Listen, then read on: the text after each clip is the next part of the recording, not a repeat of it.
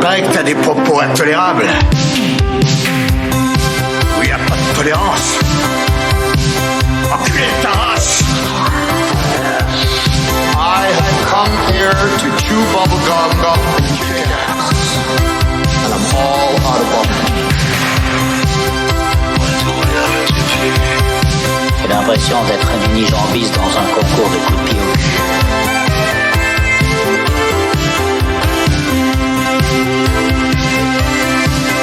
Salut à tous, c'est Luc Le Guenec et bienvenue dans Retour vers le Turfu, le podcast cinéma traversant différentes époques à la recherche du meilleur long métrage de tous les temps. Dans ce numéro 65, on va se concentrer sur Édouard aux mains d'argent de Tim Burton, sorti en France le 10 avril 91. Et avec moi aujourd'hui pour causer du film, Pezzo. Bien le bonjour. JB. Hello. Manu. Salut. Et Karim. Coucou. Édouard aux mains d'argent sera-t-il mieux classé que Beetlejuice ou Mars Attacks? C'est ce qu'on va entendre tout de suite dans Retour vers le Turfu, numéro 65. Ce sont vous, hein?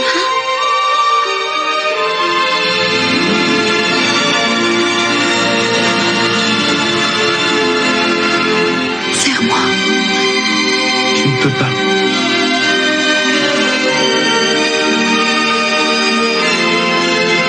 L'histoire extraordinaire d'un garçon peu ordinaire.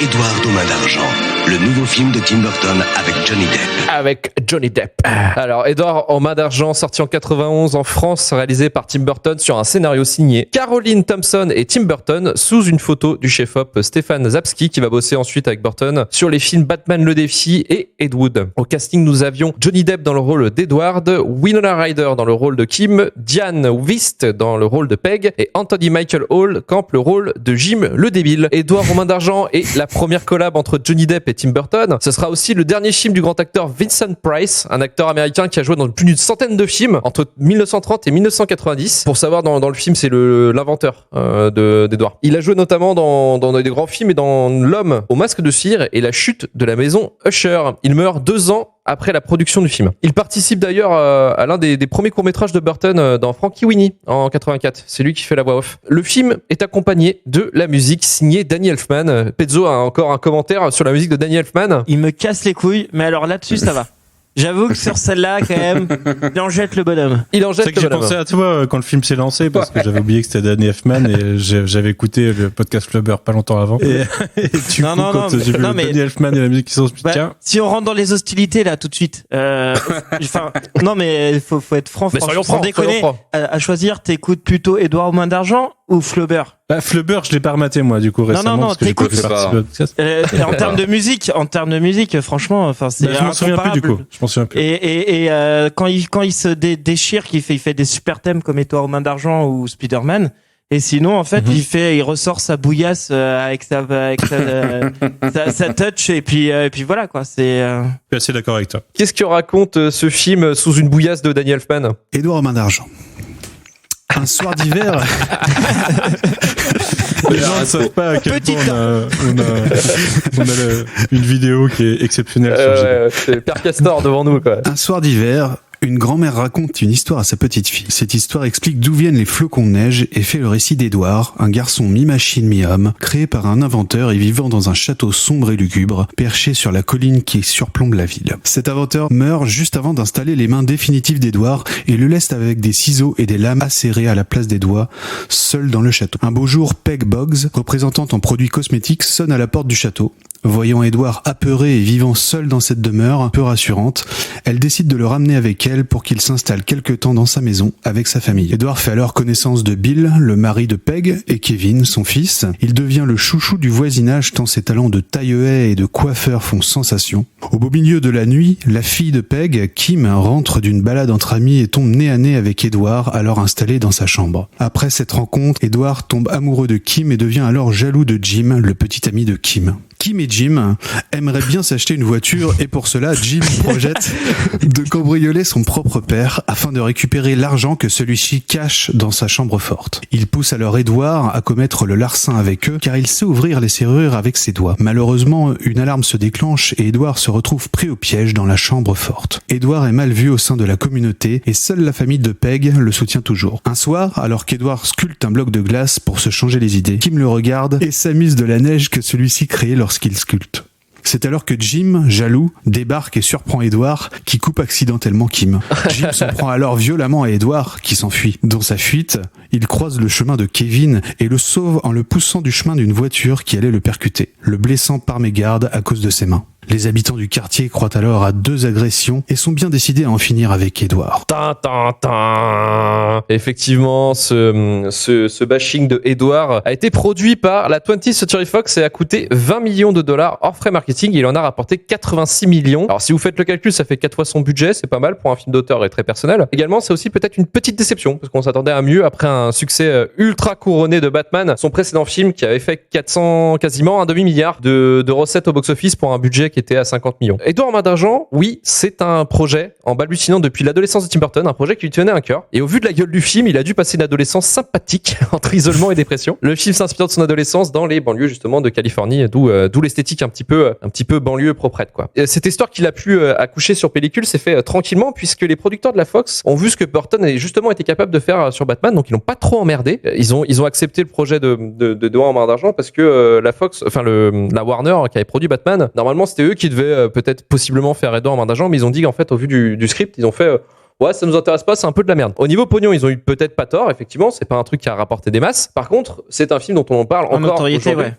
Voilà, c'est un film quand même qui a une grande notoriété, donc effectivement pour le catalogue de la Warner, ça aurait fait peut-être aussi du bien justement. Et peut-être maintenant à Forcep, au lieu que ça finisse à Disney+, ça aurait peut-être fini sur HBO Max et ça aurait bien aidé Warner. C'est con parce qu'il avait sous le coude en fait, c'est surtout ça. Oui, c'est ça. Ouais. Mais oui, ouais. Mais après ils l'ont rappelé quand même pour Batman 2. Ouais.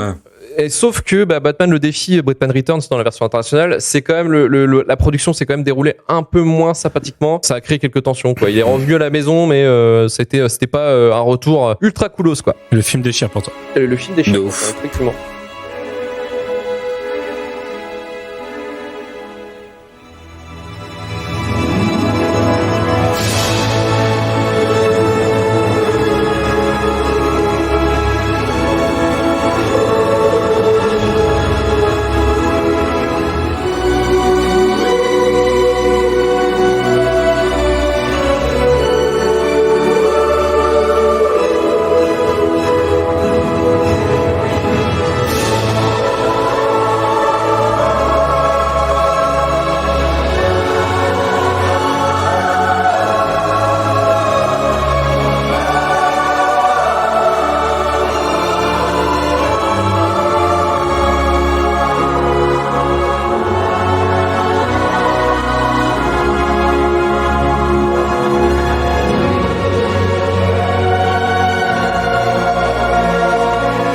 Qu'est-ce qu'on a pensé la critique à l'époque de la sortie du film? Eh bien, c'était plutôt un bon accueil critique en France. Les Cahiers du cinéma, par exemple, met 5 étoiles en étant que c'était un premier conte des années 90, chef-d'œuvre laissé inachevé dans une maison hantée. Edward en main d'argent de Tim Burton est la confirmation d'un talent et d'une vision originale. François note la beauté de ce film, c'est sa tendresse. Edward est un héros qu'on a envie de prendre dans ses bras, même si lui ne peut tenir personne dans les siens. Et Libération, pour finir, note que c'est un Figaro de ces dames rétrogradé paria. Le sécateur humain étaye la galerie. C'est un film magique. Le film a reçu un seul prix, mais comme un prix quand même qui est notifiable. Il a reçu le BAFTA prix du meilleur décor en 92 pour Bo Welch. Alors Bo Welch, c'est un personnage assez intéressant. C'est un ancien architecte en fait qui s'est barré de sa boîte parce qu'il se faisait vraiment chier dans son quotidien et il pouvait pas créer de structure hors norme comme il pouvait le faire en fait dans les films par exemple de Tim Burton. Il rejoint dans un sens le même état d'esprit que Tim Burton finalement, quelqu'un qui est un peu hors des codes entre guillemets, qui lui aussi était Keblo dans un système. On rappelle, Tim Burton s'est barré de Disney parce qu'il pouvait pas non plus faire ce qu'il voulait, notamment avec le gros clash à la fin de la production de Rox et Rookie où il s'est barré et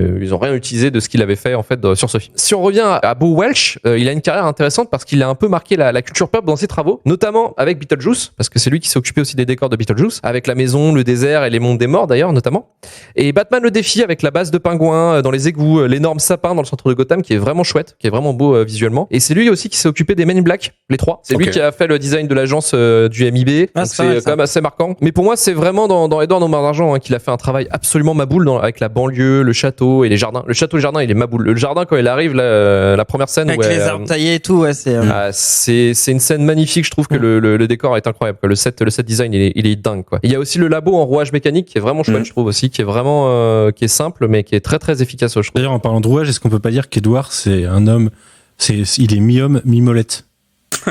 Ah là là là là là là là là là là. Merci, je me Je me casse. Ah, de bombe. Manu il fait pas souvent des blagues, mais quand il en fait, ça fait des morts. Il les fait pas à moitié, hein. Ah, Mais c'est à cause de JB qui a dit mi-homme, mi-robot tout à l'heure. Je me suis dit, oh là là, ah là là. c'est tout trouvé. Ah, putain, quel enfer de la créativité de la blague, quoi, ici. C'est horrible.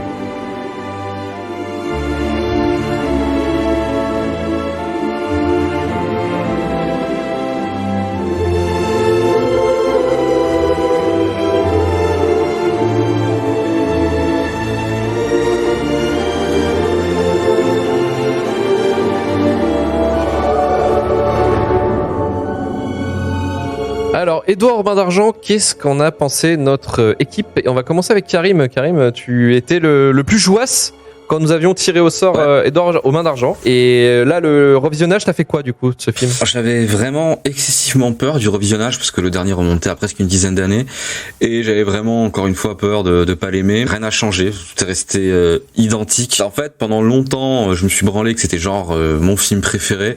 J'ai un peu grandi, faut pas déconner. Mais putain, c'est un film qui marche. C'est un film qui marche et il fait un truc simple, il le fait simplement, mais il le fait tellement bien que vas-y roule. Alors pour plein de raisons, c'est magnifique, que ce soit visuellement, que ça soit musicalement, que ça soit en termes de mise en scène, en termes d'acting. Tout est bien, justement parce qu'il y a un refus de superflu sur plein de trucs qui est génial. Et c'est donc c'est un film que je l'ai regardé aujourd'hui. J'ai repris une branlée. Il y a vraiment des scènes qui m'ont ému alors que je le connais vraiment par cœur.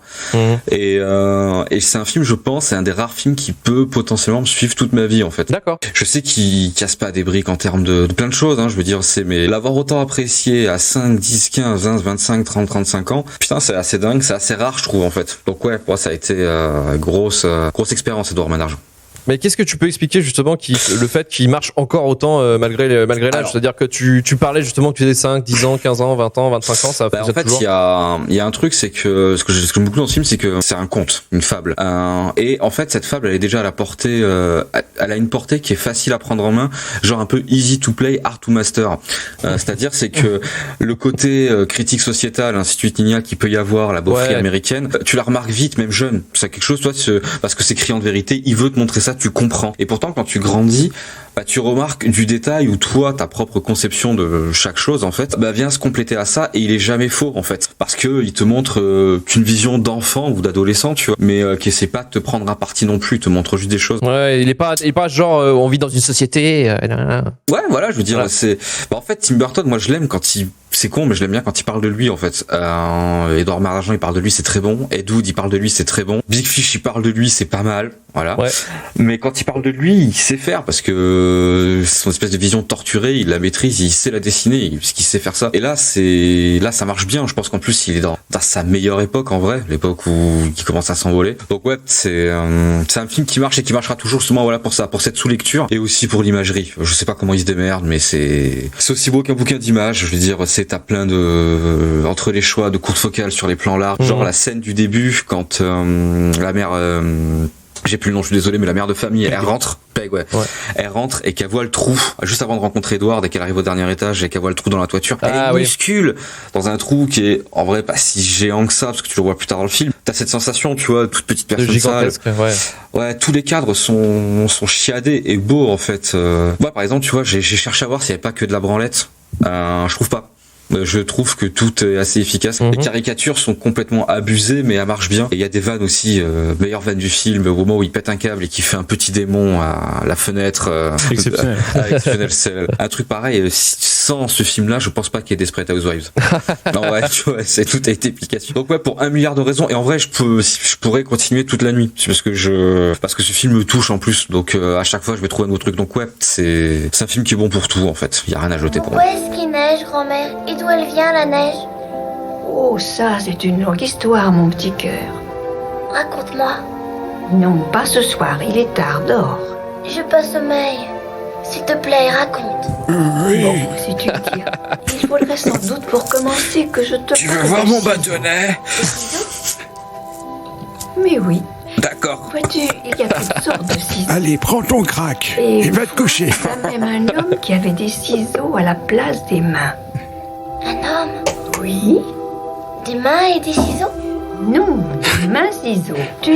Tu connais le château, au sommet de la montagne. Il est hanté? Il y a des années maintenant, un inventeur habitait dans ce château.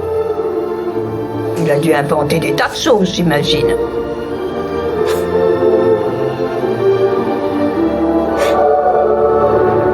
Il a en tout cas créé un homme qui ressemblait à tous les hommes.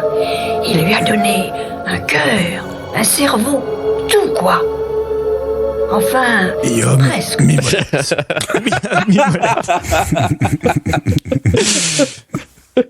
Il persiste et il le signe. Merci Manu, en tout cas.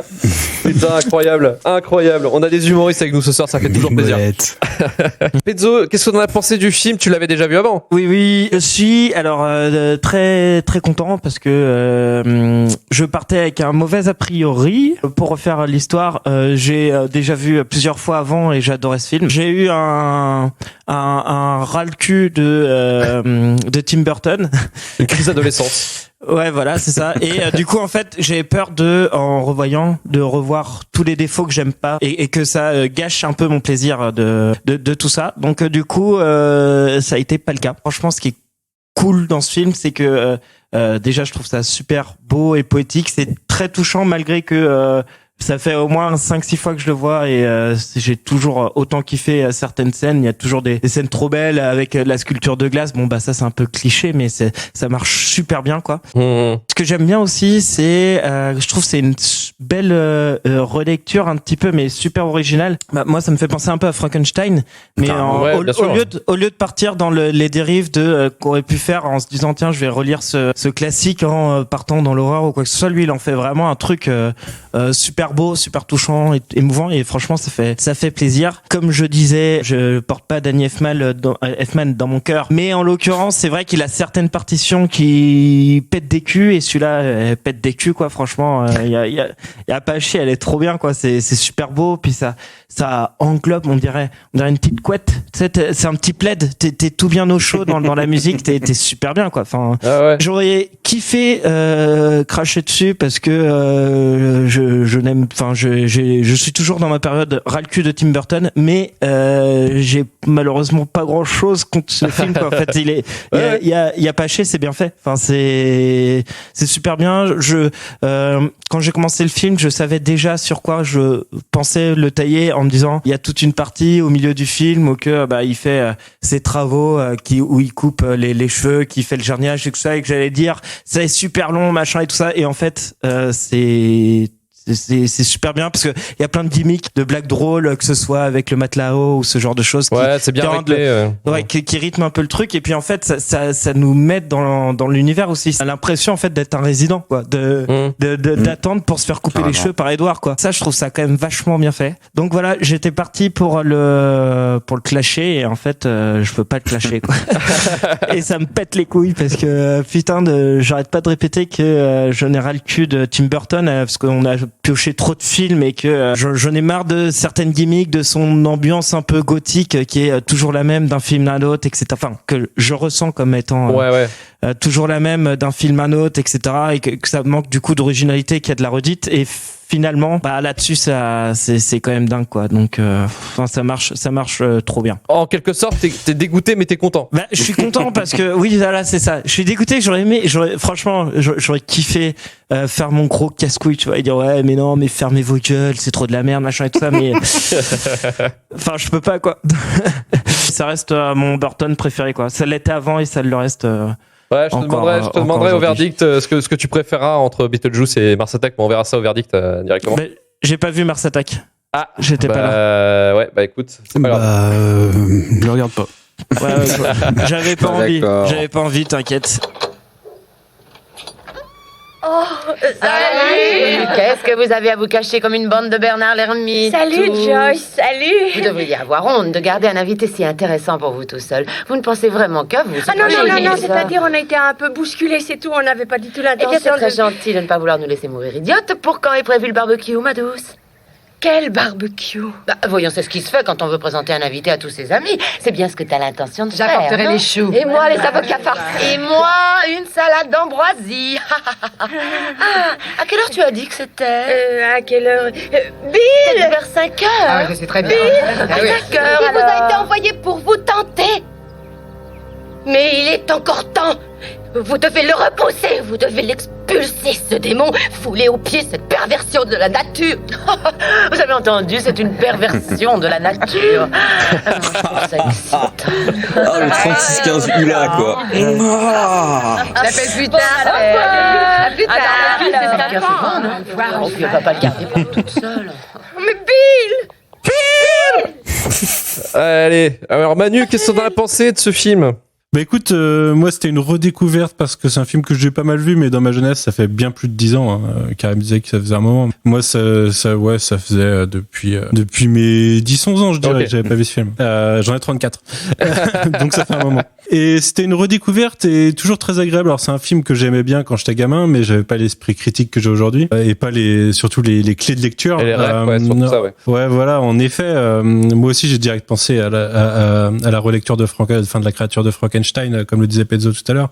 C'est un truc qui ressort vachement. De ce que j'aimais quand j'étais gamin, il y avait l'univers de Tim Burton, et ici je trouve qu'il ressort bien. Il y a beaucoup de choses. Alors déjà, en effet, c'est un conte de fées, mais un peu twisté, mais ça commence comme un conte de fées. C'est un peu, le début, c'est un peu Wendy qui parle de Peter Pan quand il était gamin, tu vois. Sauf que tu sais que ça va mal finir. Et j'ai vraiment redécouvert beaucoup de détails, avec mes yeux d'adulte. Déjà, le quartier, toutes ces maisons, de plein de couleurs, toutes unies, et puis tous les personnages qui ont des tenues unies, qui ont des voitures aussi hyper pétantes, qui ont leur petite vie de quartier bien menée, mais avec à l'intérieur, comme le disait Karim, c'est un peu Desperate Housewives, c'est-à-dire qu'il y a vraiment tous les stéréotypes du quartier et vraiment les pires parfois. Ouais, si t'avais Suzanne qui débarque, t'es pas surpris, quoi. Tu fais OK. Ouais, voilà. Tu détestes, tu adores les détester, tous ces personnages. En plus, c'est que les femmes, parce que les hommes, ils sont complètement en retrait. Le seul qu'on voit, c'est Alan Rifkin, du coup, le mari de Peg, et qui est un bon personnage d'ailleurs. J'aime bien. Il aurait pu être beaucoup moins nuancé. Ouais, c'est ça. Ouais. Au final, il est bien écrit, ouais. Petit bémol sur quand ils partent tous au golf le dimanche, ils prennent tous leur voiture, ils pourraient covoiturer les gars. Vous allez tous au même endroit. On le sait, on le voit. Vous partez à la même heure avec vos sacs de golf, là. Mais, ouais, dans l'univers, dans la lecture de ce que ça raconte, j'ai redécouvert des choses, j'ai trouvé ça très cool. J'avais un peu peur en me relançant parce que, comme je disais tout à l'heure, Burton Depp, on en a eu 1017 depuis. Mais surtout, moi, personnellement, ma relation à Johnny Depp a évolué avec le temps, avec ce qu'on a appris de la personne. Je trouve toujours que c'est un bon acteur, mais déjà avec le temps, il en a fait beaucoup trop, et surtout en tant que personne, il est devenu détestable. Et j'ai un peu du mal à séparer la personnalité de l'acting en général. Ouais. Sauf que là, déjà, il a pas des masses de dialogue. Non, 169 mots. Exactement. 169 mots, ouais. Ça vient de lui, et je trouve que dès la première scène où on le voit, quand Peg le trouve dans son grenier, dès la première scène, tu t'arrives à lire la tristesse et la solitude dans ses yeux. Je trouve qu'il fait vachement passer ses émotions à travers pas grand chose, enfin à travers juste son expression. Je le trouve très fort. J'avais un peu peur. En fait, je me suis étonné moi-même. Je me disais que si je l'avais découvert à l'adolescence, j'aurais sûrement considéré que c'était même si j'avais appris son existence, je l'aurais peut-être même pas regardé en me disant que c'était un film de meuf, tu vois, parce que ça nous vend une espèce de contre romantique, love story, et du coup, un peu, en tant que Connor adolescent, mec, tu te dis c'est pas pour moi, et en fait je suis assez content de l'avoir découvert. Je suis assez content de l'avoir découvert plus tôt que ça, et de le revoir après, parce que je trouve que c'est vraiment pas l'histoire d'amour classique. Déjà, Winona Ryder, elle arrive, il doit y avoir 45 minutes de film sur 1h50. Ouais. On la voit pas avant. Il se passe pas grand chose dans leur relation, en fait. Il y a pas des masses de scènes, et ça marche bien. C'est peut-être même parfois un peu chelou qui s'attachent autant l'un à l'autre comme ça. Si la fusion traverse un petit peu l'écran, c'est que là ils commençaient à date tous les deux ensemble dans la vraie vie. Hein. Ouais. Mais en jouant sur certains poncifs, ça réussit à en éviter d'autres sur ce genre de film. Je trouve ça malin. Il y a des choses qui m'ont fait vachement marrer, que j'avais, je pense, sur lesquelles j'étais passé en fait à l'époque, alors que c'est totalement à l'écran. Mais les changements de coiffure de Peg à chaque scène, quasiment, je trouve ça mortel. Je trouve que ça marche très bien, et j'adore le personnage de Peg. Je le trouve très optimiste, déjà très bienveillant, et ouais, je trouve que c'est un bon personnage. C'est un personnage qui est l'âme de cette ville en fait. Mais totalement. Et voilà, pour moi, vraiment, ça reste un bon film. Ça reste un bon film après les années. Il me fout toujours un petit bad sur sa deuxième moitié. J'adore détester Anthony Michael Hall. Je le connais plus dans des rôles de moins connards, du coup, parce que je l'ai découvert dans d'autres films. Dans Breakfast Club, notamment. Ouais. Genre Breakfast Club. Je l'ai découvert avec la série Dead Zone, moi, à la base. Oui, moi aussi. Mais après, du coup, oui, j'ai découvert Breakfast Club, par exemple. Et là, il joue bien le connard. Il a une tête à claque. T'as tellement envie de le défoncer. Il y a une vraie âme dans ce film. Déjà, le manoir et ses machines, où tu vois les machines, c'est ridicule parce que tu vois comment elles fonctionnent, que ça, il y a aucune chance que ça fasse un gâteau à la fin, mais c'est une vraie machine, quoi. C'est une vraie machine, tu vois. Ils ont vraiment construit le truc. Ça fonctionne. Ça fait pas le gâteau à la fin, mais elle fonctionne visuellement, en tout cas. Et, ouais, je trouve. Voilà, un avis plutôt positif au revisionnage, aussi positif que quand j'étais gamin, mais pour d'autres raisons. Ok, une redécouverte avec une autre vision, quoi, finalement. C'est très intéressant. Je vais vous remettre, justement, vous parliez un petit peu du père, je vais vous mettre un petit peu de papa de la famille. Je n'ai jamais vu ça. Pardon, je suis en retard. Bonjour, Edouard. Je suis désolée, mais nous avons commencé sans toi. Tiens. Alors, Edouard, as-tu bien employé ta journée ? Madame Monroe a voulu me montrer l'endroit de son salon de beauté. C'est chaud, ça, n'empêche. La voisine n'en veut. Oh, Bill, n'est-ce pas extraordinaire? Génial. Bonjour. Ensuite, elle m'a emmené dans le débarras et elle a enlevé tous ses vêtements. Edouard, je ne peux pas te dire comme je suis heureux. Cela me fait un immense plaisir. Cette affaire de salon de beauté, si tu ne le sais pas, va t'apprendre des tas de choses. On gagne toujours à être son patron. Je n'ai jamais été moi-même, mais d'après ce qu'on entend dire, c'est la plus grande satisfaction qu'un homme puisse avoir. C'est donc à la banque que tu vas maintenant t'adresser, À la banque ? Eh ben oui, je te conseille de faire un emprunt et ensuite de foncer. T'as pas à t'en faire avec ton talent et ta réputation, c'est dans la poche. Il y a un truc qui m'a buté d'ailleurs avec le père, c'est quand il demande, tu trouves une valise de thunes dans la rue. Parce que les 4 propositions, il y a personne qui choisit la bonne, en vrai. Genre, donner aux pauvres? Non. Personne n'y pense, donner aux pauvres. JB, alors toi, le film, ça t'a donné quoi? Tu vas stabiliser avec ton... Ouais. J'ai détesté. Non, je déconne. Non, moi, en fait, Burton, j'ai beaucoup de mal depuis que j'ai la vingtaine, quoi, en fait. J'aimais beaucoup quand j'étais petit. Edouard Main d'Argent, je m'en souvenais vraiment plus du tout, en fait. Je l'avais vu, franchement, je devais avoir peut-être 12-13 ans, tu vois.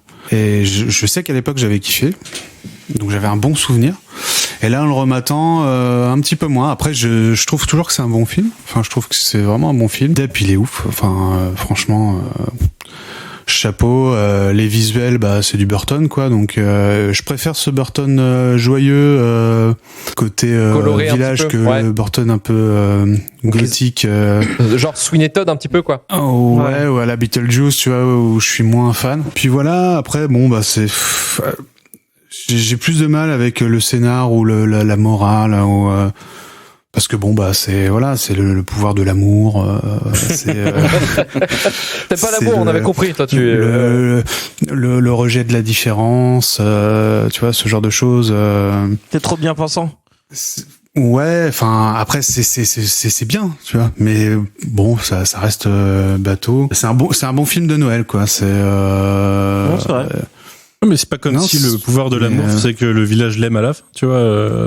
Si non, qu'il est mort et c'est tout. Ouais, mais bon, ça reste le pouvoir de l'amour, quoi. Le pouvoir de la mort, en l'occurrence. Mais voilà, puis bon, j'ai toujours un petit peu de mal aussi avec le côté loufoque un peu exacerbé de Burton.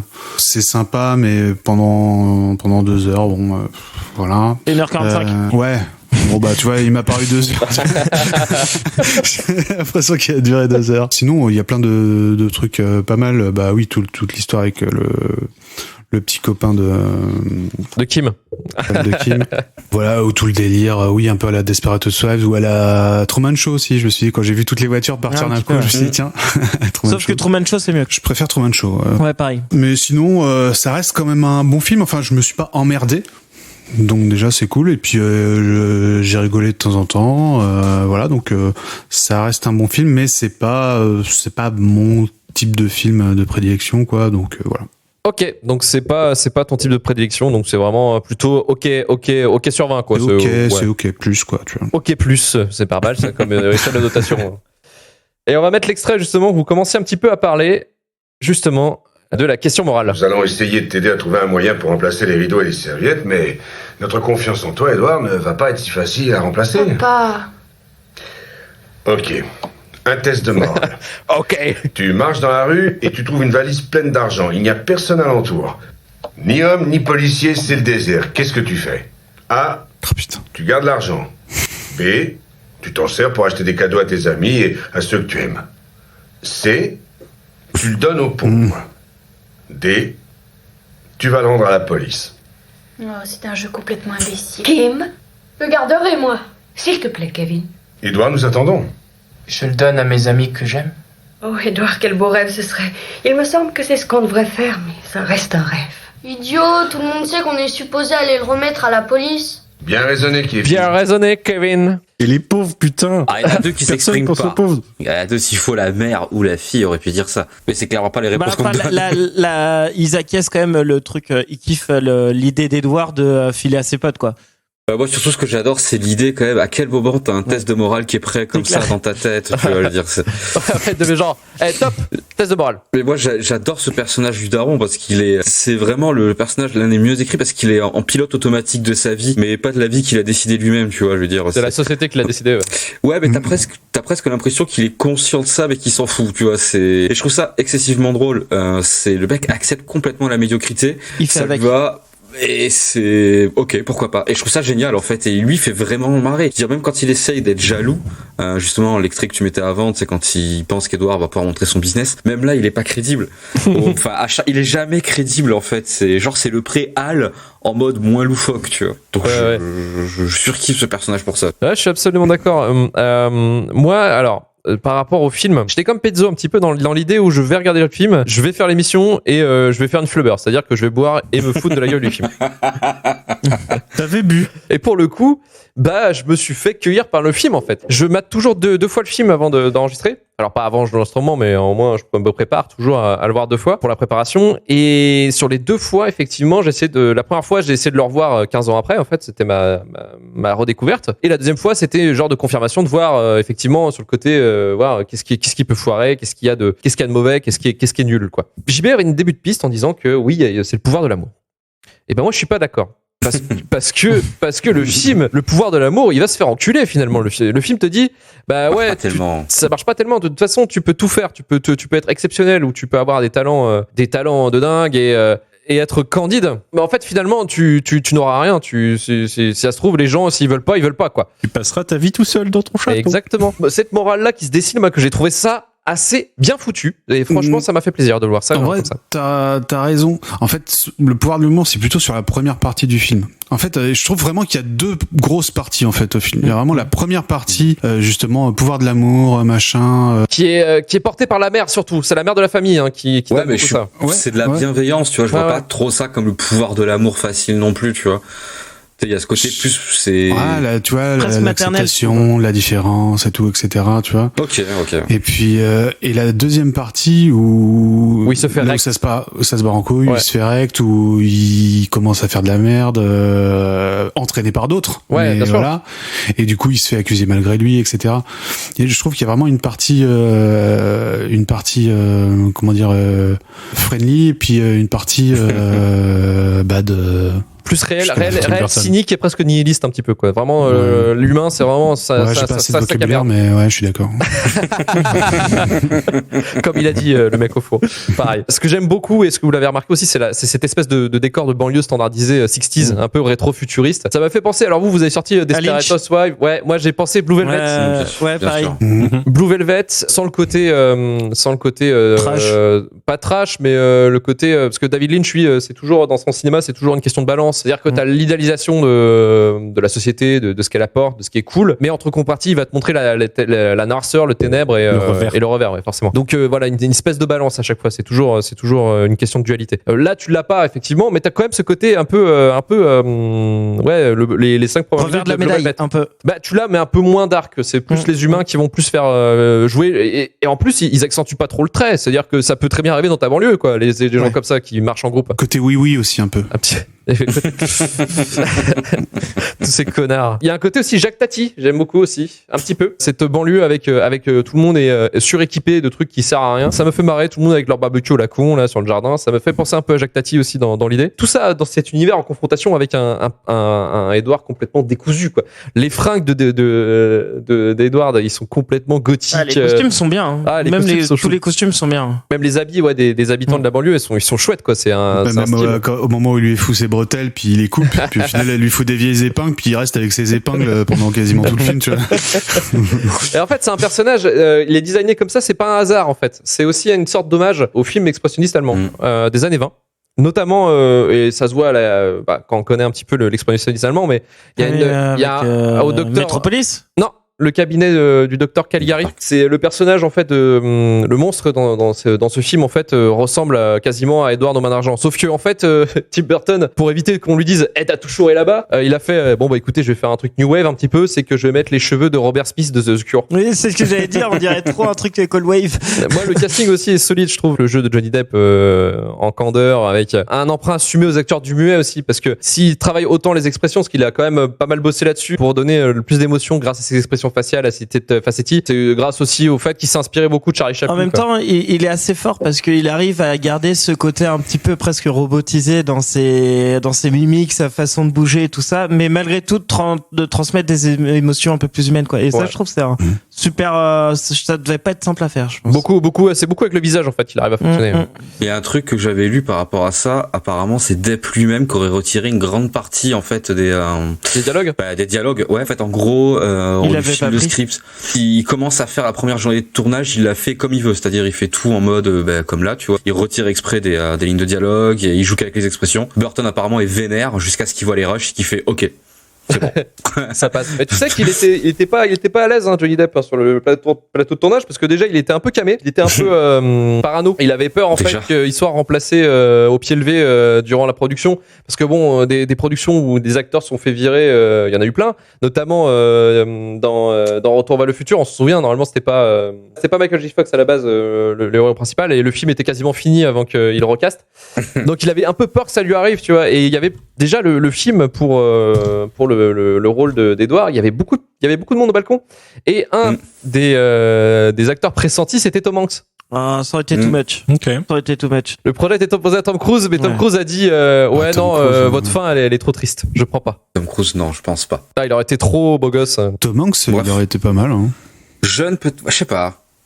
J'ai du mal en fait à voir quelqu'un d'autre que Johnny Depp là-dedans en fait. Mais en vrai, quand tu vois Forrest Gump, au final il joue un type un peu chelou, introverti parfois, un peu réservé. mais je pense qu'il aurait été capable de faire quelque chose de pas mal. Ah oui. Edward Main d'Argent, c'est un peu un Forrest Gump en fait, hein, parce que c'est un type qui est différent, que personne comprend vraiment bien, et puis que. Moi, je trouve quand même que la gueule de Depp va mieux. C'est peut-être parce qu'on l'a vu tout le temps aussi dans les Burton. Mais en vrai, je trouve quand même qu'il a une gueule un peu dérangeante, tu vois, et qui. Non, mais c'est vrai. Et du coup, qui se prête bien au personnage. Les yeux, ça joue. Ouais. Maintenant, comme je te disais, Pezzo, tout à l'heure, c'est que moi aussi j'avais envie de détester le film. Et j'ai quand même essayé de chercher un défaut. Moi, c'est vraiment le point noir du film, c'est justement le gogol de Boyfriend, qui est joué justement par. Jim, Anthony Michael. Ouais. Trop caricature. Ouais, c'est vraiment. En fait, il y a des moments où tu te dis pose-toi, discute, et tu verras, ça ira mieux. Mais alors après, voilà, il est con, c'est accentué, c'est vraiment pour le rendre le antagoniste et qu'il soit en fait. Pour qu'il y ait une raison en fait que le film soit moteur. C'est un perso qui twiste jusqu'à sortir une arme pour aller tirer dessus, quoi. Donc c'est un peu le côté, c'est un peu le côté Bistanen, le côté un peu jeune antagoniste des années 80, 90, quoi, tu vois. Ah non, je suis d'accord. Mais je le trouve pas déséquilibré dans l'absurde par rapport aux autres personnages en fait. Oui, lui, il est déséquilibré. Je suis d'accord avec Karim. Dans l'idée, tu vois, tous ils sont pétés, ils sont abusés, le père de famille, tous, la vieille nympho, tous pétés. Lui, effectivement, il est pété, hein, clairement, il est déséquilibré par rapport à la norme, mais pas plus déséquilibré que les autres, en fait. Je le trouve juste plus agaçant, parce que de toute façon, il a le rôle pour t'agacer, parce que toutes ses actions sont faites pour t'énerver parce qu'il va nuire. C'est le bully, personne n'aime le bully. C'est le moteur du film aussi. C'est pour ça que ça fait avancer aussi l'intrigue, parce que c'est lui qui va être catalyseur à chaque fois des emmerdes. Tu vas subir Edward, mais mais c'est qu'il a un peu abusé en fait. C'est moi ça m'a un peu sorti, mais c'est vraiment le truc pour chier vraiment. Je suis assez d'accord moi par contre sur le fait que en fait c'est vrai qu'il est pas si tordu que ça comparé aux autres, parce qu'il y en a plein d'autres personnages complètement barrés. Fucked up, la merde. Fucked up. Et du coup en fait il est juste fucked up, mais du côté méchant quoi. Il y a la cougar du quartier aussi qui est pas mal dans le genre. Oui, mais il y a tellement de personnages hauts en couleur en fait que du coup pour moi même si effectivement c'est un peu too much et ça fait on a l'impression que c'est un peu posé là comme ça parce que fallait l'air méchant. Finalement, je trouve que ça va bien dans l'univers un peu qui enfin ils se font dans les personnages, je trouve, tu vois, vu que chacun a ses caricatures à l'extrême, que tu parlais de la cougar, que ce soit la mère, que ce soit le père qui est capitaliste à l'ancienne machin, etc. Je trouve ils ont tous chacun leur truc, et du coup que le méchant soit caricatural du méchant, bon c'est pas je trouve ça choque pas quoi. Ça jure pas. Non, mais c'est un point de vue, mais après, moi, voilà, c'est juste ça. Fallait que je trouve un défaut et je l'ai trouvé pour moi. C'est tout. En fait, c'est vraiment ça. Et puis la BO que je trouve pas, moi, je suis pas très fan de Danny Elfman, et même cette BO là, je suis pas sensible. Je suis pas sensible à ça. En même temps, moi, on parlait de Conte de Fées tout à l'heure. C'est aussi très La Belle et la Bête, et il fait très Gaston, Jim. Mais tellement. C'est exactement, c'est pareil, c'est un endroit, il fait noir, il y a un mec qui pète un câble subitement, c'est repompage. Alors peut-être que repompage de Frankenstein dans La Belle et la Bête ou l'inverse, mais je suis d'accord avec Manu de ouf. Et Gaston, c'est quand même un gros fils de pute dans La Belle et la Bête. Excusez-moi. Ouais. Ah oui, non, mais c'est un gros enfoiré. Mais voilà, moi je l'ai plutôt bien aimé, et je pense qu'on peut conclure pour aller directement au verdict.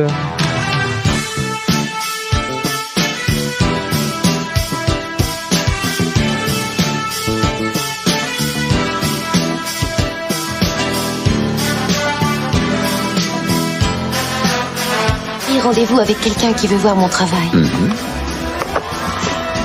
De la merde. De la merde. De la merde. De la merde. De la merde. De la merde. Alors, le classement de RVLT, les 5 premiers sont Pulp Fiction, Alien, C'est arrivé près de chez vous, 2001, l'Odyssée de l'espace, 4e pour le plus grand plaisir de JB, et 5e, Fight Club, et les 5 derniers sont respectivement Daylight, Hulk, Flubber, Star Wars 3 et La Passion du Christ. Pour classer Edouard en main d'argent, il faut donner des notes sur 10. Et on va commencer avec Manu. Manu, c'est quoi ta note sur le film ? Bah écoute, c'est un bon film pour moi, que j'aime bien. S'il est pas exceptionnel, et je pense qu'il y en a plein d'autres que je classerai dessus, je pense qu'il va finir avec un 7. Alors un 7, pourquoi ? 7 parce que je pense qu'il a pas l'ampleur. Je l'aime bien visuellement, mais il a pas le budget, il a pas l'ampleur de certains Tim Burton. Non, c'est vrai. Ouais. Je suis un grand fan de ces Batman, et clairement visuellement il y a un peu plus de budget, un peu plus de travail. Il est un peu plus intimiste. C'est une histoire assez simple. Ouais, je pense que c'est pour un manque d'ampleur qu'il ira pas un peu plus haut, mais après je mettrais pas en dessous de 7 en fait. Je pourrais mettre plus de 7, j'aurais du mal à mettre en dessous parce que en fait tout simplement parce que le revisionnage me montre 20 ans plus tard que je trouve toujours que c'est un bon film, que j'ai pris du plaisir devant, et ouais, le fait de redécouvrir des choses en plus, j'ai bien kiffé ce revisionnage. En fait, j'y pense, on a fêté ses 30 ans en fait le film. Ouais, c'est ses 30 ans cette année. Bah oui, le mois dernier, ouais. Ouais, c'est beau. Ouais, 30 ans, et il marche toujours en temps. En tout cas, 7 pour Manu. JB. Moi, je vais mettre 6,5. Oh, ok. 6,5, pourquoi ? 6,5 parce que c'est une moyenne plus et voilà okay, quoi. C'était moyen plus. Voilà, okay, exactement. Non, mais c'est parce que ouais, tous les aspects positifs que j'ai dit tout à l'heure, quoi, le jeu de dep, les décors, l'ambiance globale. Après, j'irai pas jusqu'à 7 ou 8 parce que il y a des trucs qui me plaisent moins, déjà le style Burton, donc déjà ça fait perdre des points chez moi parce que j'accroche pas énormément à ça. Et voilà, enfin je trouve que 6,5 c'est plutôt pas mal. C'est pas mal. Ok, ça marche. Donc 6,5, c'est la note juste pour remettre un petit peu à 2001 et Rogue One. En fait, j'ai hésité, mais 2001, il est vraiment trop haut. Parce que j'ai hésité à mettre 10 pour pouvoir le faire passer dans le top 3. et faire descendre 2001, du coup. Et... tu t'es dit, c'est peut-être pas ce film-là. Du coup, vu qu'il a mis que 7, je me suis dit, non, ça va être trop dur, quoi. Voilà. Mais du coup, je veux dire, je mets 6,5, je suis qu'à un demi-point au final de la note précédente, donc oui, c'est vrai. Alors que c'est quelqu'un qui a plutôt apprécié le film. Si je devais suivre vraiment notre différence d'appréciation, je devrais plus être autour de 5, tu vois.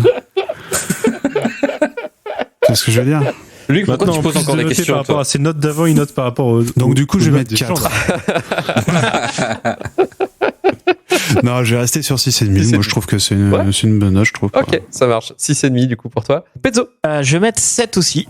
Okay. Je vais mettre 7 aussi parce que même malgré toutes ses qualités, un peu comme JB, je suis un peu hermétique à l'univers de Burton, malgré qu'il soit bien fait. Il y a quand même la Burton Touch qui me titille. Il a plein de bonnes qualités, mais c'est un film que j'aime beaucoup, mais j'ai jamais eu non plus une passion ce film et tout ça. Il m'a toujours bien plu. À chaque fois c'est un super film, j'ai passé un bon moment, mais c'est tout quoi. Enfin j'ai pas ouais voilà, que ce soit la première ou fois que j'ai vu ou cette fois-là, j'étais pas putain violent.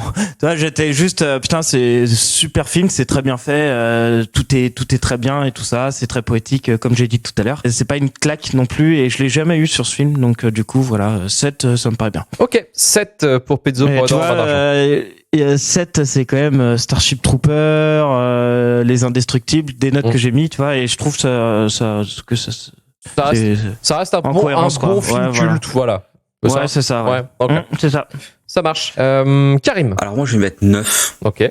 Parce que il y a un grand pouvoir de nostalgie, donc ça cheat un peu, mais tant pis. Oh là là, la carte de la nostalgie. Oh mon dieu. Alors en vrai, même pas tant que ça. En fait, moi j'en reviens à ce film m'a plu, ce film me plaît encore. Et c'est la simplicité du film en fait putain, ça me fait tout le temps du bien. Il a vraiment un côté Madeleine, mais dans le bon sens du terme. Et vu que je trouve qu'il vieillit pas vraiment et qu'il pourra pas tant vieillir que ça, parce que il fait le choix de plein de choses, c'est un film qui marchera toujours sur moi et que j'aurai toujours envie de regarder. Donc pour plein d'autres raisons, le film me plaît principalement, c'est ça, parce qu'en fait c'est la candeur qu'il arrive à transmettre quand tu le regardes, il plaît bien.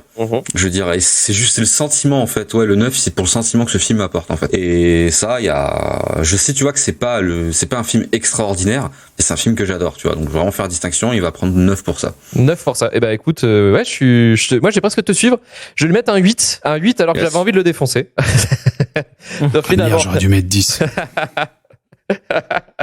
C'était jouable. C'était à 2 doigts, JB. À 2 doigts. Chier, putain. T'avais pas prévu le twist Luc. T'as induit en erreur avec le protagoniste. Non, mais j'ai joué ma carte, j'ai fait flubber, j'étais énervé, et puis dans l'argent, quand j'ai su que c'était ça, j'ai fait genre, j'étais oh non, pas ça. Voilà, tu vois, j'ai tout un mindset, mon gars. Et je vais mettre 8. Non, je mets 8 parce que le film, on peut, enfin, à part des. On peut rien lui reprocher. Voilà, c'est ça. Il est pas Burton, quoi. Non, alors, tu peux reprocher le style Burton. Effectivement, t'as le droit de pas être dedans. Moi, ça marche. Burton addict. Moi, ça marche. Burton, j'ai jamais eu trop de problèmes avec lui à part ses films suivants. Parce que c'est vrai qu'après, on en a pas parlé, mais après Batman, le défi, il a commencé à y avoir la planète des singes. Après, il y a Big Fish qui va remonter un peu la pente. Il doit y avoir presque 10 ans. Charlie à la chocolaterie. Et après, ça commence à tomber. Après Big Fish, là, c'est vraiment, allez, ça dégage. Et il y a eu Mars Attack, hein, aussi. Ah oui, c'est vrai. Moi, je l'oublie souvent parce que je suis pas très fan de Mars Attack. Moi, j'aime bien Mars Attack. Mais voilà. Moi, en tout cas, Edouard Main d'Argent, je suis Yankee et j'aime beaucoup la morale, justement, que je parlais du film. Tu peux être le mec le plus gentil de la planète avec n'importe quel don pas possible. Mais si la société ne veut pas de toi, tu t'avanceras pas, quoi. Ça doit lui faire 7,5 si je ne m'abuse. Techniquement, ouais, je crois. C'est pas le top 10, ça. Non. C'est le top 20. J'arrivais à quoi, 7,8 ou 7,9 pour être dans le top 10, non? Pour aller dans le top 10, il faut taper au-dessus de 7,8, ouais. Au-dessus de 7,8. Il a la même note que Retour vers le futur. Vous préférez Retour vers le futur ou Edouard en main d'argent? Retour Edouard en main d'argent. Futur, quand même. Ouais, Edouard, Retour vers le futur. Edouard, moi. À 1000 km, mon Alors gars. attends, il y a 2 Edouard, 2 Retour vers le futur. Eh ben, c'est toi, Luc, qui va choisir. Ah merde. Ou alors on dit que vu qu'on s'appelle Retour vers le Turfu, c'est Retour vers le futur qui gagne. Ça marche aussi.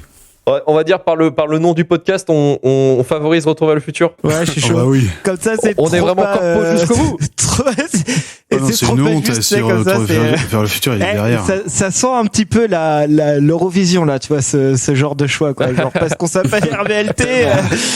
T'as trouvé des justifications de merde pour pas prendre des vrais choix, quoi, tu vois. C'est clair. Edouard en main d'argent finit 16ème entre Retour vers le futur qui est 15ème et Starship Trooper qui est 17ème. Et Edouard en main d'argent finit avec une note de 7,5 sur 10 qui est quand même vraiment pas mal. C'est parti pour le courrier des Durandos.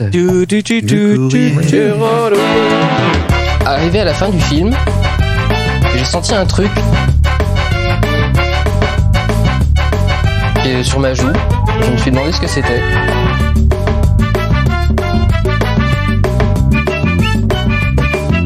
Et je me suis rendu compte que j'étais en train de pleurer d'admiration devant Lucie. Je vais te fumer. Est-ce que les auditeurs vont fumer le film, justement? À notre grande surprise, non, effectivement.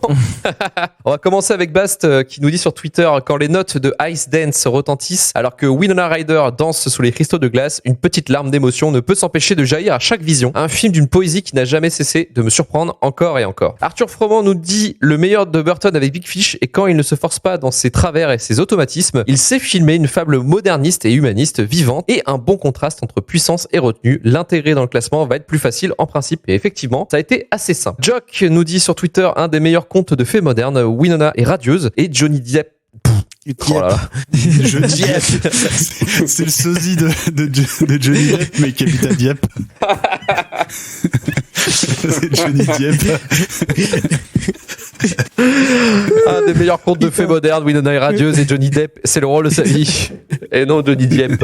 Angie Gimoun sur Insta nous met quand même un pavé, mais un pavé très intéressant. Edouard en main d'argent est véritablement un de mes films préférés au monde. Je le regarde tous les ans pendant les fêtes de fin d'année. C'est véritablement un film culte pour moi, au même point de Maman, j'ai raté l'avion, que j'aimerais bien un épisode sur ce film d'ailleurs, clin d'œil. J'ai toujours adoré ce petit côté La Belle et la Bête, on y revient justement, qui se termine moins bien que le Disney. Cette histoire d'amour est iconique et le duo Depp Ryder, il joue beaucoup selon moi. J'adore l'humour de ce film, surtout quand elle met en avant la candeur du personnage d'Edward. On a quelques scènes vraiment tordantes. Ma préférée reste celle où Edward raconte au resto sa journée et termine sur le fait que Joyce a retiré tous ses vêtements et que tout le monde réagit sauf le père de famille. Ce film est une véritable caricature de la société, une société où pour être intégré, il faut rentrer dans le moule. Si ce film ne vieillit pas pour moi, c'est que les thèmes qui sont abordés sont toujours d'actualité. La différence n'est jamais totalement intégrée à notre société, triste. Pour terminer sur une note plus joyeuse, c'est le film qui m'a fait tomber amoureuse de Johnny Depp. Je déconne. Et je me languis d'une nouvelle collaboration entre lui et Tim Burton. Bis Covid. Non. Ouais, stop quand même. Même moi, stop. À un moment, faut arrêter, quoi. Bah, je pense que là, c'est stop. De toute façon, là, lui et sa carrière est foutue. De toute façon, Johnny Depp. Instagram, encore une fois. Marty Cruz dit: souvenir attendri, regardé souvent par le passé, mais maintenant, non, car j'ai peur de ne plus l'apprécier. Et ben, retente, t'inquiète. Max Pilgrim nous dit: ça va dans la shitlist des films surcotés de ouf. Je le hais. C'est prétentieux, faussement stylisé. En vrai, le re-regarder pour la shitlist, ça fera du bien. De regarder, de faire une prépa shitlist avec ça, je prends. En vrai.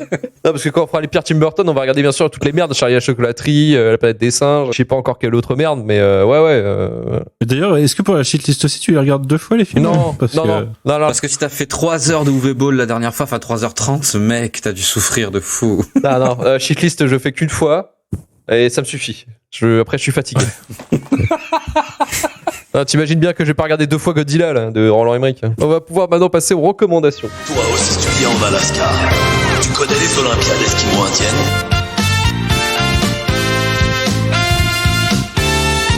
J'en ai entendu parler. Tu dois être très fort dans la discipline, mangeur de Moktouk.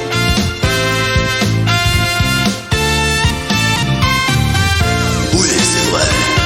Mais il y a une autre catégorie dans laquelle j'excelle. Le tirage d'oreille esquimau.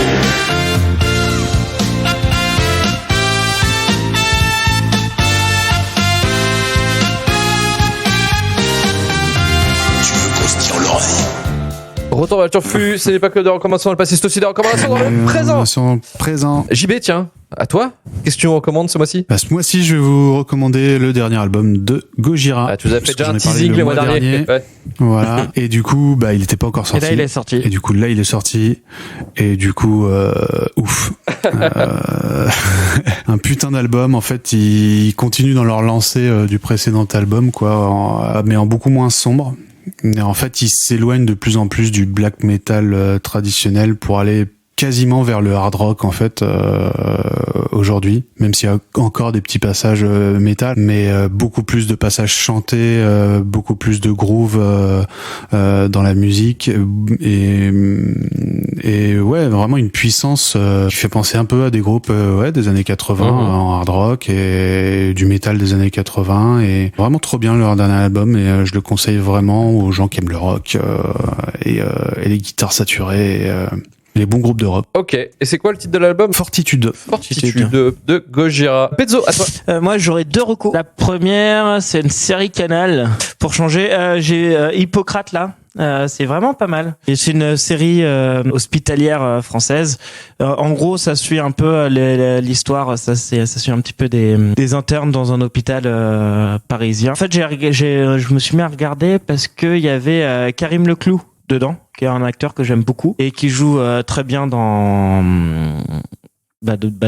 cette série. La série est vraiment bien, elle est prenante, elle est courte en plus, donc c'est bien, c'est de 2 saisons, 10 épisodes. Et j'ai découvert récemment un YouTuber, alors je suis peut-être le dernier à l'avoir découvert, mais il s'appelle Incratif, qui est une sorte de... C'est bien le dernier. Ouais, qui est une sorte de mélange entre Karim Debache et le mec qui faisait les analyses de pub là. Ouais, je trouve c'est un peu un bon mix entre tout ça. Ces vidéos, elles sont bien rythmées, il y a on ressort chaque vidéo avec 2-3 infos un peu cool qui restent en tête et du coup c'est vraiment bien, ça me fait kiffer. Voilà. Super, merci Pezzo en tout cas pour la recommandation. Manu. Je vais me recommander Mortal Kombat, je pense. Non, je déconne. Non, étant donné que je suis un gros vendu, ça va être de la recommandation Disney+, si vous me permettez. Oui, bien sûr. D'une part parce qu'il y a The Bad Batch qui a commencé lors du May the Force, le Star Wars Day. Alors, The Bad Batch, pour ceux qui ne connaissent pas, c'est un spin-off suite de Clone Wars. Okay. Clone Wars qui se passe du coup entre les épisodes 2 et 3 de Star Wars, qui est une série animée qui a commencé sous l'ère George Lucas, donc avant le rachat par Disney et qui a été finie après le rachat par Disney. Créé par Dave Filoni, qui est une sorte de... J'ai envie de dire que c'est le cerveau derrière l'univers Star Wars qui n'est pas au cinéma. Parce que en gros il a créé quasiment un sous-univers à la télévision qui développe pas mal de choses et qui est vraiment très intéressant. J'adore vraiment The Clone Wars et Star Wars Rebels qu'il a créé du coup, et The Bad Batch qui vient de commencer. Pour moi ça relève carrément la prélogie déjà. Ça vient étayer cet univers et cette période et ça le fait plutôt bien parce que en série télé il a le temps de développer ses personnages, de développer ses intrigues sur plusieurs années. Et The Bad Batch, en gros c'est spin-off d'un épisode de la saison 7 de Clone Wars, donc la dernière, qui est sortie l'année dernière, qui parle d'un régiment de clones qui sont mal sortis du moule, donc qui sont différents des autres clones et qui font des missions un peu spéciales. Et une autre recommandation Disney+, mais là c'est beaucoup plus vieux puisque ça a 20 cette année. Je me suis lancé dans Scrubs, qui est sur Disney+, du coup, que j'avais maté la première saison il y a très longtemps. Du coup, là, je me les enchaîne depuis 2-3 semaines. Je suis à la saison 4 et franchement, c'est bien kiffant comme série. On se marre bien et il y a une bonne alliance entre la comédie, le drame, parce qu'il y a pas mal. C'est assez lourd de temps en temps quand même, Scrubs, mais voilà, je découvre et en même temps j'écoute le podcast que Zach Braff et Jason Faison ont lancé l'année dernière. Et du coup c'est bien kiffé. Toujours sur Disney+, mais c'est pas encore sorti, mais ça doit sortir quand ce podcast sortira. Il y a Angel, l'intégrale qui arrive, qui n'a été sur aucune plateforme depuis des années, là où Buffy s'y trouve. Et ceux qui ne connaissent que Buffy, sachez que Angel, c'est un très bon spin-off de Buffy qui dépasse parfois sa série. Pour ceux qui n'ont pas encore regardé, ça peut être intriguant. The Bad Batch et Scrubs, dont on avait fait un épisode sur le début de la fin d'ailleurs, que vous pouvez je l'ai pas écouté encore, du coup je l'écouterai. Il y a aussi Zach, comment il s'appelle, Zach Machin là. Zach Braff. Ouais, c'est un super réalisateur. Zach Machin. C'est un super réel. Et il a fait un film qui est trop bien, c'est Garden State. Si tu l'as pas vu, il est vraiment cool, quoi. Avec Nathalie Portman et une BO trop bien. Carré, vas-y, recommande-nous quelque chose. Je vais vous recommander un jeu que j'ai terminé il y a pas longtemps, c'est Astral Chain. Sur Switch, je crois qui est exclusif à la Switch, donc développé par Platinum Games, les papas de Bayonetta et et de Nier Automata et Replicant. Très sympa, jeu un peu de niche, hein, c'est dans un univers mangaïfié, très japonisant, en cel shading, un gameplay fondamentalement nerveux, un système de mission. En tout cas, c'est très cool, ça prend une bonne 60aine d'heures pour faire bien le tour du jeu. Ça se joue très bien, la Switch le fait tourner parfaitement parce qu'il est prévu pour la console. Si vous aimez les animés un peu dans le futur, un peu cyberpunk mais avec des mechas, c'est parfait. Voilà, ça marche bien en manette et c'est très cool. Donc j'ai terminé il y a pas longtemps, le jeu est pas récent, le jeu a 1 ou 2 ans, facilement 2-3. C'est un beat'em all. Ouais, petite particularité en fait, c'est un beat'em all où t'as un hub où tu vas tout le temps, t'as un flic, t'as un commissariat et tu vas pouvoir partir en mission. C'est des maps, hein, t'as les murs invisibles à un moment te disant non, la mission est derrière. T'as les objectifs, t'as plein de missions secondaires, t'as un système un peu de pex, parce que tu vas te bagarrer avec des robots qui sont faits des êtres semi-vivants qu'on appelle des légions. Tu vas pouvoir les faire pex, donc faut enchaîner les trucs. C'est surtout c'est toujours un peu pareil, c'est un jeu un peu japonais. Voilà, t'as 10 minutes, tu vas chercher des trucs, d'un coup, tape sur des trucs, très bien. Et à la fin, plus t'avances, plus tu tapes sur des trucs. Le jeu peut proposer un peu de difficulté si tu le souhaites, t'es pas obligé. Donc c'est franchement sympa. Et ça se trouve c'est comme d'hab chez Nintendo, c'est toujours trop cher pour ce que c'est, mais ça se trouve à une 30-40 de balles. Ok, ça marche, c'est Astral Chain. C'est en physique ou en... Alors moi je l'ai... Non, c'est à la base c'est sorti en boîte. La boîte c'est sorti en boîte, mais ça se trouve en physique et ça fait pas partie des jeux que je trouve beaucoup dans les bacs. Après je dirais ça, mais ça fait longtemps que j'ai pas fait de bac. Non mais tu sais, des fois dans les trucs d'occasion que tu peux... Ah mais ça c'est ce qui manque ces derniers temps. Hein. Je me suis remis à la plateforme dématérialisée, tout support confondu, parce que l'occasion, c'est mort. Ça fait chier d'ailleurs. Ça fait chier. Donc c'est la fin de l'émission et je vais remercier tous les participants encore une fois. Manu du Coin Pop, merci à toi. Merci à toi. Merci JB. Merci. Merci Pelto. Merci. Et merci Karim. Merci à vous. Retrouvez-nous dans très bientôt encore pour un nouveau numéro, nouveau film, nouvelle époque. hervéturfur@gmail.com pour vous proposer vos films. Rejoignez-nous sur Twitter, Facebook, Instagram et Discord. Retournez à turfur.com pour retrouver tous les épisodes de RVLT, début de la fin et chez le dernier. Mais le studio RVLT ne parle que des films de merde. Un grand plaisir à rencontrer avec Karim, Manu, également Romain et Marc du podcast Cut. 5 étoiles sur Apple Podcast, iTunes, sur Podcast Addict, si vous avez aimé le chien. Partagez un maximum le podcast. À bientôt. Ciao.